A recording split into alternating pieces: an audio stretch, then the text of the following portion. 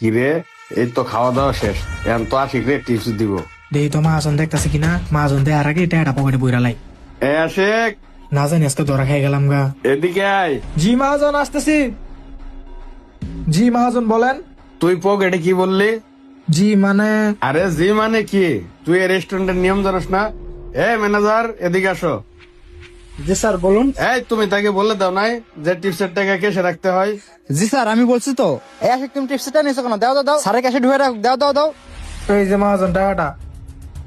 দেখো next time আর এই ধরনের ভুল করবা না। যা টিপস হবে স্যারের কাছে জমা দিয়ে যাবা।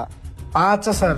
শোনো জীবন, সবাইকে ঠিকঠাক মতো বোঝাই দিবা, যাতে কেউ টিপসের টাকা পকেটে না রাখে, কেসে রাখতে হইব। ঠিক আছে স্যার।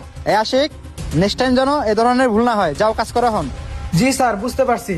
আচ্ছা ঠিক আছে জীবন, যাও। ঠিক আছে স্যার। আপনাদের হোটেলের খাবারটা না অনেক ভালো ছিল, এই টিপসটা রাখেন। মাহাজন দিয়ে ঘুমাইতেছে, এই সানসে টাকাটা পকেটে বইরা লাই। ওরা তখন বলে দিলাম টিপসের টাকা কেসে রাখতে। এ আশিক, এদিকে আয়। আচ্ছা মাহাজন আসতেছি। শালার কপালই খারাপ, ধরাই খেয়ে গেলাম নাকি। জি মাহাজন বলেন। তুই পকেটে কি বলছস? না মাহাজন কিচ্ছু ঢুকাই নাই। তোরে এর আগে আরেকবার বলে দিছি যে টিপসের টাকা পকেটে রাউন্ড যেত না, সুযোগ পাইলে চুরি করতে মন চাই, কেসে রাখ। এলন আলাই দিয়ে ঘুমাই ঘুমাই শোয় দে। যা। আলার লেগে একটা টিপস নিতে পারি না। যত সব। স্যার আপনার লগে একটা কথা ছিল। জি বলো, কি বলবা? স্যার আপনি তো জানেন আমি যে কয়টা বেতন পাই সবটিয়া তো আমার সংসারের পিছনে জায়গা, 1 টাকাও বাঁচাইতে পারি না। সামনে আমার ছোট বোনের বিয়া, আপনি মহাজনকে বইলা আমার 1 লাখ টাকা ম্যানেজ করে দেন। আশিক শোনো, আমি এখানে চাকরি করে 6 মাস ধরে, আর তুমি তো এখানে কাজ করো 5 বছর ধরে।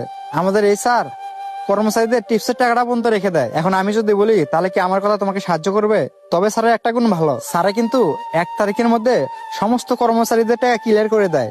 আর তুমি যেহেতু এত করে